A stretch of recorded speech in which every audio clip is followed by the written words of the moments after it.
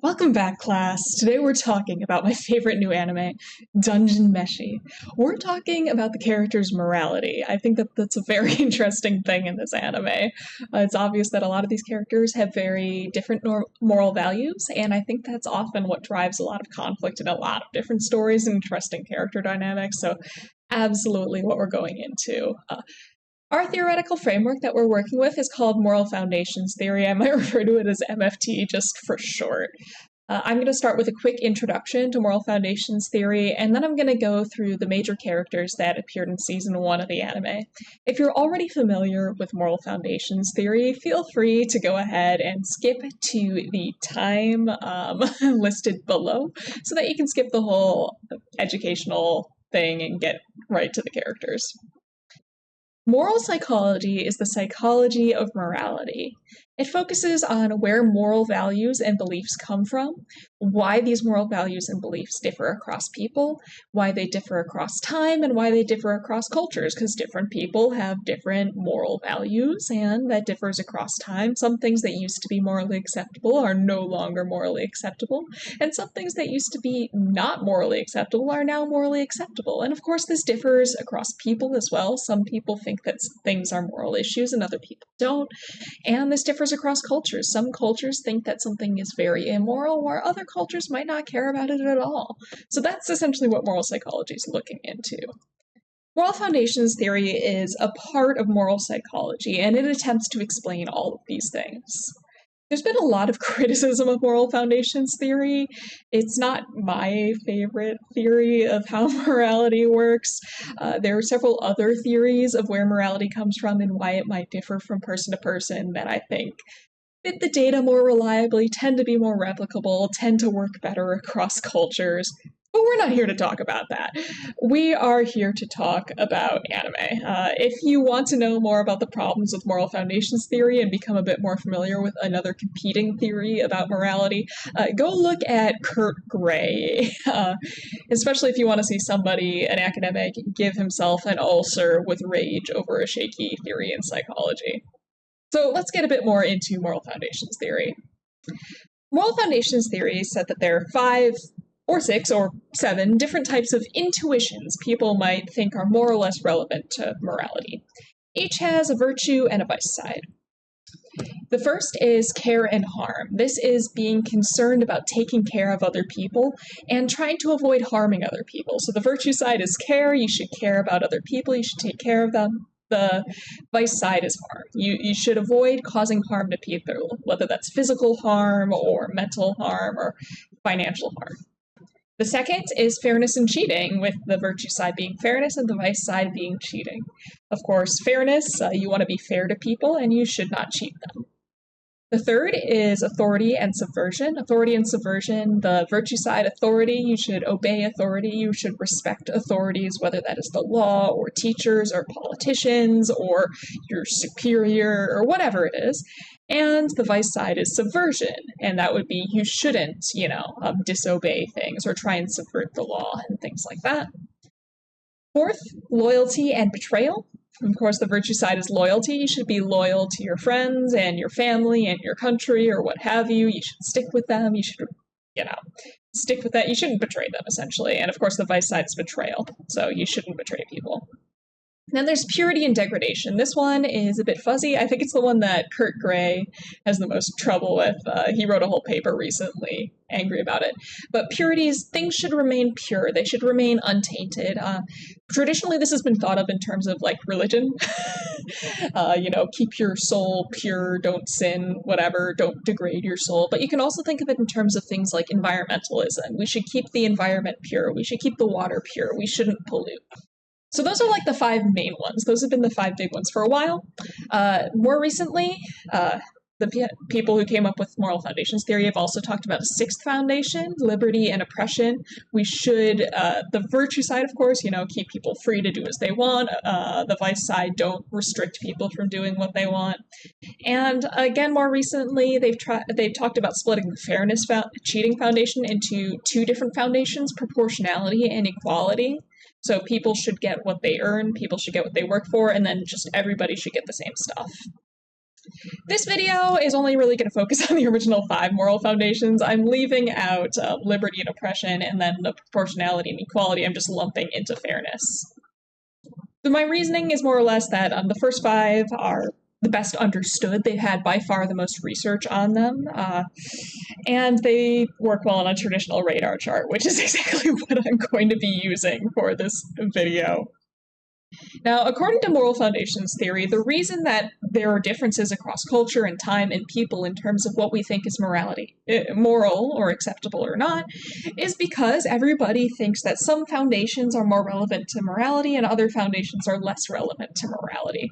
For example, person A might think that harming people is always a moral issue. You should never hurt other people, you should care for people. This is a matter of good versus evil. But they might think that things like ignoring a teacher or a parent's instructions isn't a matter of good versus evil. It's not a moral issue. Maybe it's an issue of, like, being polite, but it's not, you know, like, good versus bad. So they'd be pretty high on care, and they'd be pretty low on authority. Whereas you might have person B who has other priorities. They might be relatively low on care. They might think that there are situations where it is perfectly morally acceptable to harm other people and that you don't have a moral obligation to take care of others. But they might think it's very, very important to listen to your superiors, and that is a moral thing that you need to do. So, what I'm going to do is I'm going to go through the major characters in Dungeon Meshi and try and guess their moral foundations. We're going to try and guess their moral intuitions. So, rules. First off, this is just entirely speculation. There's no way to be 100% sure whether these characters view this as a moral issue or just a matter of social norms. I'm mostly basing this on whether somebody seems to think it's okay to do something or not. This is not a very scientific process, unfortunately. They may or may not think these issues are moral or immoral, but that's what we're going with. We don't have a whole lot to go off of. We're just going off of what we have. This is the radar chart that I'm going to be using. 1 indicates that they do not think this is a moral issue at all. Maybe they will still kind of go along with it as a thing about social norms or, you know, not getting into trouble with the law, but they don't think that going against it makes them a bad person or that going with it makes them a good person. 3 indicates that they're pretty average. This is sort of the average level of moral concern with this thing. In some cases, it's very relevant to morality. In other cases, maybe it's not. And then 5 indicates that this is super important to them. It is a very, very moral issue. It is a determiner of whether somebody is good versus evil. I'm going to be largely sticking to the stuff that the anime covers. I haven't finished the manga, so that might color some of my ratings a little bit, but I'm really going to try and stick just to the anime. So let's start with the Totem Party. I'm going to start with Lilias, and yes, I did do the art for this. I hope it's okay. So I gave Lilias a 3 on care and harm. He does seem to avoid causing harm to others, but he is willing to do this if necessary. So it's not like he is refusing to make any exceptions to this. And he does seem to care about other people to an extent, but, like, you know, it doesn't seem to be too much of a moral compunction for him. As far as fairness and cheating is concerned, I didn't really notice anything in the anime or the manga that really spoke to this. And again, I'm trying to stick to the stuff that's only in the anime so far. So I just kind of gave him average on that. As for authority and subversion, he does seem to have some respect for authority, but he is absolutely willing to break rules if he thinks is necessary. He's willing to let Marcel use black magic to revive Fallon. He's willing to avoid punishment for using that black magic for the sake of Fallon. So he does have some concern for authority. He's not going out there and breaking laws all the time, and on the surface he does seem to be obeying laws to an extent, but he is willing to disobey authority, and we do see some more of that in the manga as well. As far as loyalty and betrayal is concerned, I don't think that he's very high on this foundation. I don't think that he thinks this is too much of a moral issue. He did not think that Namari and Shuro leaving the party was a betrayal, and he understood why they did it. He was sad that his friend left him, but he doesn't seem to think that they're bad people for doing so. Then as far as purity and degradation is concerned, I think he's pretty low on this. He doesn't seem to be very worried about things getting tainted. He thinks it's cool when things mix together. Like, he thinks Izutsumi's neat for being a mix between a monster and a human. He's willing to eat a parasite raw, so if we talk about food, he does not care about this at all. He shows no issue with eating the dragon that ate his sister, and if there's something that's like food purity related, I think that is very high on the list. Like, eating something that ate one of the people that you care about most in the world. Yeah, I think, yeah, he's very, very low on purity. So here's sort of my overall view of Laios' moral foundations. Fairly, like, an average on care and fairness, low on authority, loyalty, and very low on purity. Not a moral issue to him at all, and really not a concern to him all that much. Then there's Marcel. As far as harm and care is concerned for Marcel, she does seem to try avoid harming others and will absolutely help others. But she's very willing to get violent if needed, and especially when it comes to monsters, she does not hesitate in the least to attack these things. Like, she's not very concerned about causing them harm at all. Which I guess is kind of normal for an adventurer, so I gave her kind of an average rating on this. As far as fairness and cheating, I can't think of anything terribly of note here. I kind of gave her a slightly below average on this, but that's more vibes than anything else. Like I said, this is not a terribly... I'm using a scientific theory. I'm not being terribly scientific about how I'm applying it. Please forgive me. For loyalty, or for authority, very, very low. She's willing to break all the rules necessary that it takes to achieve her goals. She does not care about the law. She does not care about anything like that. To some extent, I would say that she does care about the authority of the textbook, but that doesn't, like, she follows the textbook. She's a very by-the-book kind of magician, but that doesn't seem to be a moral issue to her. That doesn't seem to be a matter of good versus evil. It's more of a matter of pride, I would say. For authority, yeah, very, very low. Black magic, that's not even... She doesn't care what authorities say. That's not black magic. That's just ancient magic. It's just misunderstood. She's going to use it, dang it.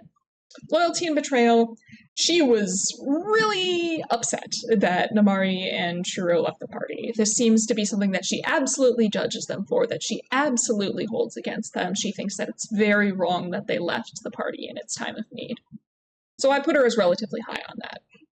Purity and degradation, I also put her as relatively high on that. I'm not putting her at the absolute highest, but she definitely shows some pretty visceral disgust towards eating monsters, especially towards the beginning of the story. Refuses to eat demi-humans, which I would consider sort of an issue of both purity and harm care. She doesn't want to hurt things that she perceives as human. She doesn't think that it is good to consume those things. But she is willing to perform dark magic. I would argue that's more because she doesn't even see it as a corrupting or degrading influence. As far as she's concerned, it's fairly pure, but I can definitely see that as a ding to the purity foundation, depending on who is doing the rating. So this is kind of what we're looking at for Marcel's moral foundations, as far as I'm concerned anyway. So next we have Chilchuk. As far as care and harm is concerned, I thought he was fairly normal about that. He does seem concerned about hurting others, but he's still willing to do it. He's, I'd say honestly that he's pretty average. He doesn't seem super concerned about caring for others, but he also isn't unconcerned with it. He does want the party to go to the surface. He's worried about his party members. He cares about them, and so on. As far as fairness and cheating is concerned, I know this might seem kind of surprising. I get that he is the rogue of the party, but he seems to be very concerned about fairness in terms of how he treats his job, mainly. He wants to be fairly compensated for his labor, and he thinks other people should be fairly compensated for their labor as well.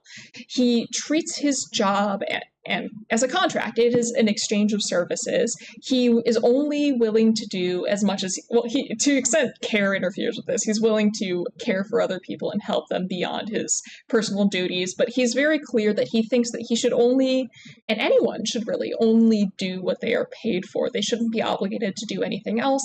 He has been advocating for half-foots on the island, and he's basically a union rep, as a lot of people have said. He wants to make sure that working conditions are fair, so I put him fairly high Pun not intended. Oh gosh. I put him fairly high on fairness.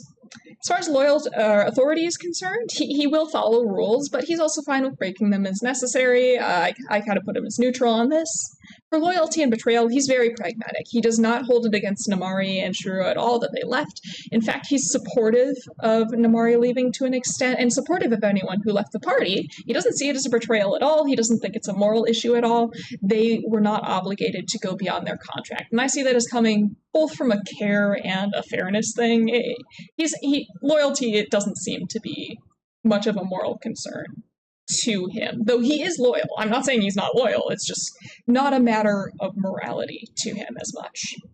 As far as purity and degradation is concerned, he's a bit concerned with eating monster food. He's not nearly as concerned as, say, Marcel is. It doesn't seem to be a huge deal. He doesn't seem to care too much. I mean, he cares, but, you know, it's not like a end of the world, good versus evil, battle of morality thing. All right. So there's Chilchuk's moral foundation, as far as I'm concerned anyway. Then we talk about Senshi. Senshi I put quite high on care harm. He's not totally at the top, but he's very, very concerned about caring for the ecosystem and the environment. He wants to keep it in balance. He doesn't want the food chain to be thrown out of whack. He, is careful to only harvest what he needs. He does not want to harm the ecosystem of the dungeon. Also on the care side of this, he's very concerned about taking good care of the children. He thinks it is his duty and his imperative to take care of the youngins, to feed them, to make sure that they are healthy. So I put him pretty high on this one. For fairness and cheating, I think you could interpret his concern about magic as concern about cheating the natural order to get ahead, getting more out of things than you've put into it. I think you could interpret that as that. Not 100% sure. I kind of put him about average in there. For authority and subversion, we haven't really seen much of this, so it's hard to say. I mean, he did follow the words of the leader of his party when he was in a party, spoilers for later in the anime, not Laios' party, the dwarves that he came into the dungeon with. So I gave him about average here, but otherwise we haven't really observed too much of that. Same with loyalty and betrayal, that's kind of unclear, so I put him at about average. As for purity and degradation, this is an interesting one. He's absolutely willing to eat monsters and stuff. He doesn't take very good care about his own hygiene at all. He doesn't seem terribly concerned with that. But he is very concerned about not tainting the dungeon, keeping the environment of the dungeon as it should be. So in that respect, I would say that he is concerned about the purity of the dungeon. You could also argue that his attitude towards magic is about it corrupting the natural order of things, especially towards resurrection magic. He is concerned about he doesn't like resurrection magic. He does seem to think that it goes against the natural order. I'd say his concern with purity is fairly high in some domains, but pretty low in other domains, so that's why I put it in the middle. This isn't so much a matter of he's average, it's that, some things he thinks it's really important, other things he doesn't really think it's important. So, it kind of balances out. So, there you go, Senshi's moral foundation. It's based on my subjective ratings. Next, we have Fallon. Fallon, I put her pretty high on care. She absolutely cares for all living creatures. We can see this in how she treats her party, in how she treats other people, and how she treats even the ghosts. She even makes a point to peacefully exorcise the mindless ghosts instead of violently dispelling them. But she will absolutely brain you if you are mean to Laios. So that's why I didn't put her all the way at the top, but I think she is fairly high on care and harm. Fairness and cheating, this isn't super clear, so I just kind of put her in the middle. As for authority and subversion, I put her kind of low. She did run away from school. She hid things from the teachers. She was secretly sneaking away to that little dungeon when she was in school. She generally doesn't seem terribly concerned with rules and things like that. She's concerned about what will happen to other people if they break rules, like she was concerned with Marcel when she used her so-called dark magic, but it doesn't seem to be a moral issue to her. It's more an issue of practicality. Loyalty and betrayal doesn't seem to be terribly clear on this. I don't think we really saw much of this from her, so I just put her at average. As for purity and degradation, honestly, she doesn't really seem concerned with this at all from what I saw.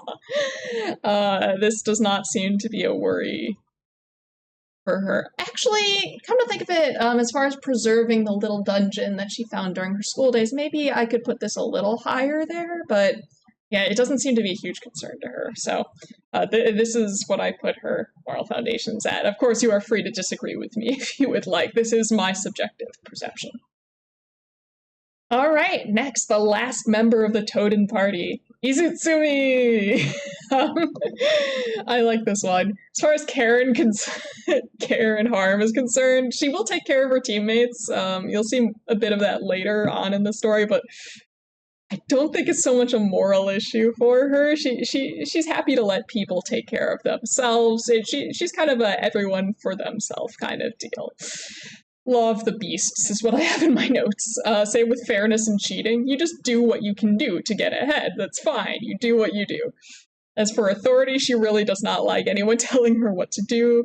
She doesn't feel any obligation to obey people. In some senses, she is high, I would say, on reactance. If somebody tells her not to do something, she will be more inclined to do it. And even if somebody tells her not to do something, she might find a way to do it in a spiteful way. When we saw Marcel trying to convince her to rely on others, and Izutsumi just entirely abandoned the party. Also not terribly concerned with loyalty and betrayal at all. She does not hesitate to abandon Shuro and Maizuru, though, I mean, considering how they seem to have treated her, they didn't treat her super badly, but they also certainly didn't treat her well with that spell on her neck and things like that. But this doesn't seem to be a concern for her. What she is high on, and what inspired me to make this video, was a conversation she and Marcel had about purity and different cultural feelings about consuming monsters.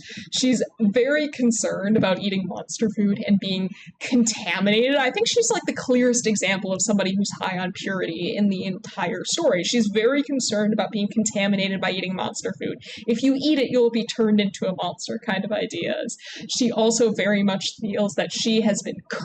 Her view of her as a human being combined, or well, as a tall man being combined with this cat monster, she views that as a curse and a corruption of her true self and wants to get rid of it. I would say that she is quite high on purity, so low on rock bottom on basically everything but purity.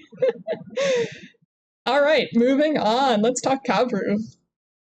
As far as Karen Harm is concerned with Cabu, I would say it kind of balances out. He's fine with harming individuals, but he's more concerned about protecting people as a whole. He will harm individuals to achieve his goal, and he thinks this is totally fine. It is totally acceptable to harm people as long as they are bad people. He's willing to make exceptions about not harming people, but overall he's very, very concerned about protecting the people that live around the dungeon. So I would say this kind of balances out. He only really seems to harm people who have either committed, in his eyes, moral transgressions, like the corpse retrievers, and people that he doesn't really see as what we refer to in psychology as a moral agent anymore. For example, he was very much willing to kill Fallon. I think he didn't really see her as human anymore. He was viewing her as a monster at that point, who was not necessarily morally responsible for her actions because she couldn't really control them, but also was acceptable to kill. So he has a very clear delineation between who he should be protecting versus and caring for versus who it is acceptable to harm and what it is acceptable to harm. As far as fairness and cheating, he is absolutely willing to deceive people. I'd say this is kind of unclear. He's willing to deceive people to get what he wants. He's willing to deceive people and use sort of like social underhanded tactics to get what he needs and achieve his goals. So I'd say he's relatively low on this. Yeah. As far as authority and subversion is concerned, he'll ignore authority as much as he needs to achieve his goals. He will not listen to laws. He will not, he'll get around laws. He will absolutely go around orders from superiors or orders from people who are nominally in charge of a situation, as long as it helps him get towards his goal. He's absolutely willing to ignore authority if it means that he can achieve helping other people and caring for other people. As far as loyalty and betrayal is concerned, this doesn't seem to be, it's not clear. His party is very loyal to him, but I think that, based on my, personal observations, I think he'd be okay if one of them left the party. I don't think he'd see that as a betrayal. I think he would understand. As far as purity and degradation is concerned, he does seem to have a very visceral disgust with monster food, and I would especially consider this relevant given his backstory. We see flashes of it in Season 1, but we don't hear too much of it. I guess he talks about it to, canaries, but I think he's especially concerned about monsters and being contaminated by eating monsters because of what happened when he was younger. So here's what I put Cabu as. Again, you are free to disagree. And last but certainly not least, we have Thistle, the Mad Mage himself. As far as care and harm is concerned, I put him at rock bottom on this. He does not care about harming people as long as it is in service of his goals. This is not a concern. He will, to an extent, help and protect people. He's kind of doing that to the citizens of the Golden Kingdom, but I don't think that's out of a moral, well, at least a care obligation. I don't think he's doing that because he thinks it's important to care for them. I think that he's doing that for other reasons that I'll kind of get at in some of the other foundations. As far as fairness and cheating, he does not care. He'll do whatever it takes to achieve his goals, kind of like Cabu. He does not care. Authority, though, I think he's very high on this. King Delgal is love. King Delgal is life. He will follow King Delgal's will, even if it hurts King Delgal. He will do whatever he needs to protect his authority. He will follow that authority's demands, and he will take it way too far. But that's what he'll do. For loyalty and betrayal, again, he has very, very strong feelings about this. We do see some of this in which he calls, Laios's party thieves and things like that. You can see how he got kind of scary with Yod, especially as you get later into the manga, but I think it's pretty obvious right now. Loyalty to the Golden Kingdom and to Delgal is highly a concern of his. It is very much a matter of being a good person versus a bad person for him. He is super high on this. And then for purity and degradation, he really does not seem to hold very much sacred. He's not concerned about sacred things. He's willing to, as they've touched on towards the end of the anime, he has basically imprisoned the Golden Kingdom's god. There you go. Thistle is actually the only character in this entire list who I put at a 5 for... Well, I think I put one other person at a 5, but he by far is the only person who is totally maxed out on more than one moral foundation in this entire PowerPoint. So here's my overall comparison. Here are all the moral foundations charts. Of course, just because somebody has like a bigger or a smaller radar chart doesn't mean they're more or less moral overall. This is just what they consider relevant to morality. So say Senshi has a fairly wide view of what is and isn't morally relevant relative to Izutsumi, who is only really concerned about morality in one very specific domain,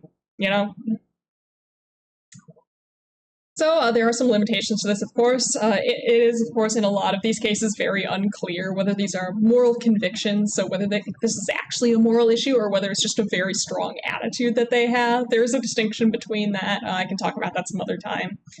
But it's not always clear. I had to make some educated guesses. And it could be that some of these characters don't actually see some of the actions I was using as evidence as actually relevant to morality. When Fallon's defending her brother by chasing after some bully with a giant morning star mace, she might not see that as relevant to harm. And maybe she wasn't even going to harm those people. Maybe she was just trying to scare them away. So I'm essentially trying to do some mind reading on some of these characters, which, is unreliable. In the future, what I would like to do is I definitely want to do more characters. I think after Season 2 comes out, I would like to update this. There's already some characters in the manga that I would very, very, very much like to do this for, but either we don't see them in Season 1 or we do not see enough of them in Season 1 to really talk about them without spoiling things, so bummer. But yeah, thank you all for coming. This was my presentation. This is Moral Foundations in Dungeon Meshi. I think that a lot of this is very interesting. I think that looking at things these ways gives a lot of insight into characters and their motives and why they might be clashing or disagreeing on certain things. I don't know. I think it's neat. Again, there's a lot of problems with Moral Foundations theory. I don't think it's a great theory of morality, but it definitely is fun to play with. And if you'd like to hear more from me about Moral Foundations theory, I'm happy to talk about it. Thank you all for coming. Thank you, class, and I will see you next time. Take care, everyone.